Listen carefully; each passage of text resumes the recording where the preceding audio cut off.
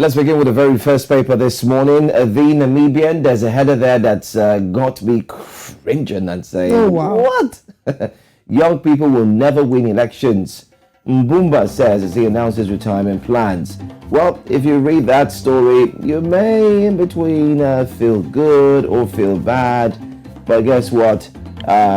He's made his statement. He's made it clear. I think I'm just going to leave that story up for you to go check it out. 3 ICT police top job. 3 ICT police top job.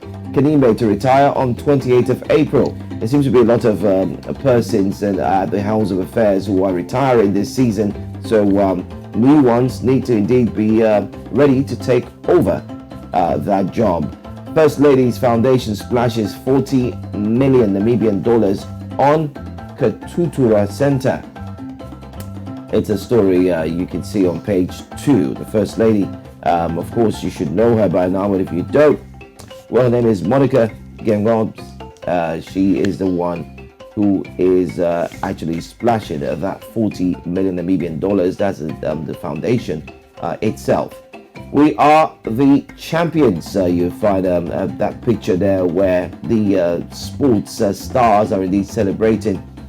Well, it's all about winning the cup, and you could see more when you pick up the Namibian. The Namibian looks a bit not too heavy on stories this morning. Looks a bit holiday-ish. That word. It's like they're holidaying. So it's pretty much, you know what, let's just put the stories together. Lawyer de Klerk sues PG over bank accounts. Zambia DRC signed pact on electric vehicles, I beg your pardon. And DJ Mosketeer, DJ Alu put Namibia on the map. Well, if you want to read more, go pick up the Namibia. All right, let's move from the south of Africa to the east of Africa and look at the Daily Nation in Kenya. On the front page, we see the big story that says, pay strike looms in public service. Unprecedented, thousands of government employees have threatened a work boycott to push the National Treasury to release their salaries. Delayed for up to 3 months, even as President Ruto's administration faces a massive cash crunch. We have the details on pages 6 and 7. There, of course, as usual, is a picture of Raila Odinga and William Ruto, as should be. We're used to seeing them on the front page of the papers.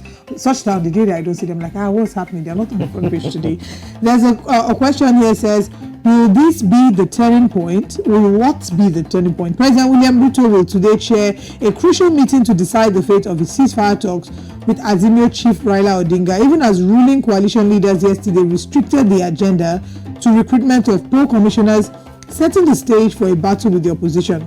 President Ruto will name his representatives in the bipartisan talks at a Kenya Kwanzaa parliamentary group meeting after Mr. Odinga nominated 7 MPs to represent the Azimio La Umoja One coalition last week.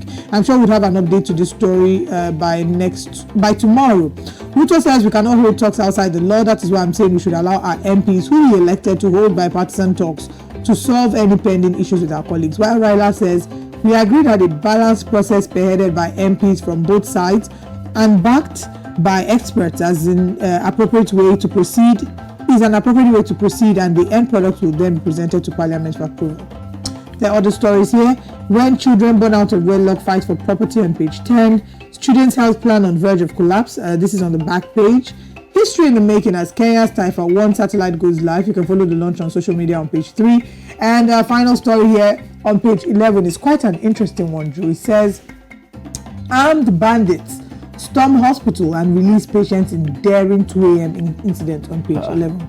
So apparently what happened here is that the incident happened about 2 a.m. on Monday, the 10th of April at Iten County Referral Hospital in Elgeyo Marakwet. Now the name of the suspect is Dennis Kemboy. He was taken to the hospital with gunshot wounds. So after he was treated, he planned to escape. Medics sensed what was happening and they sought police assistance. So 10 officers were deployed. 10 officers were deployed and 4 began working on his discharge with the medics. And 6 manned the hospital gates. But guess what? Just when they had finished the discharge process and wanted to leave, at least 10 bandits, 6 armed with AK-47, stormed the ward and freed their partner. Sounds like something out of a movie. Yeah. Wow. Well, even as the government continues to issue stern warnings against banditry in Kerio Valley region, the cattle rustlers seemed unfazed by these threats. and this, of course, was proven again by this strike by the armed bandits. That's all that we can take this morning in the eastern part of the continent. All right, let's go straight to the Punch. Let's come back to West Africa, this area, and let's tell you that Buhari should suspend fuel subsidy removal, declare marketers, is a header you find at the top on page 19. Buhari should suspend fuel subsidy removal, declare marketers. It's around the corner anyway. Oh yeah, the countdown is very, very, very near. UK restriction can't stop doctors' migration, NMANARD. Remember, that was the exact statement made yesterday here on Breakfast Central when we had a member of the NARD, of course, the boss himself, who joined us live, Mr. Oji, and he spoke and said, listen, the restriction doesn't stop migration, okay? He also talked about the delay. If you do not want to give them their certificates and all that, it doesn't stop them from migrating.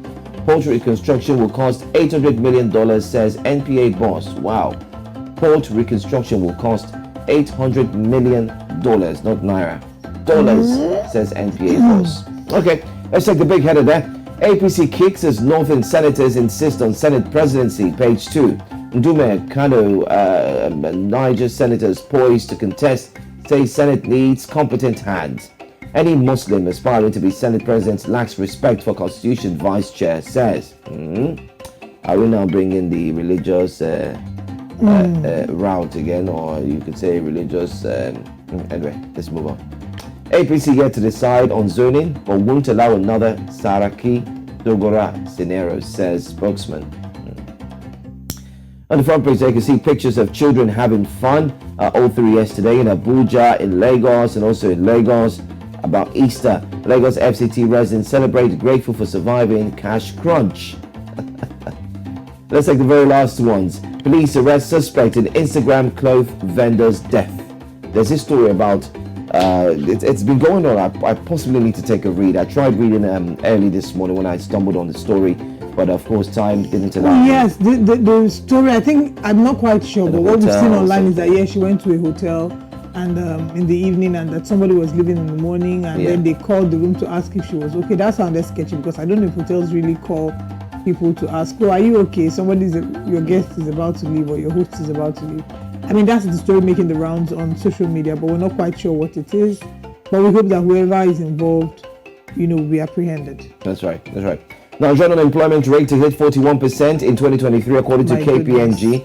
41%. Who's the minister of oh my God, of employment and labor and employment? Labor and employment. Well, it's the same person who had said that at one time that there was no problem as regards doctors migrating, because we had had the same conversation. Yeah, and it was the same person who said that, we don't have a problem with doctors migrating out of the country. I wonder what he will say now that we're having this conversation about doctors. Anyway, I think he's busy somewhere else. Anyway. Dr. Chris. Yes, Dr. Chris Ngige and all that. Okay, anyway, let's move on now. Enumerators indicted for sexual harassment will be dismissed, NPC says. Well, that's all we can take, and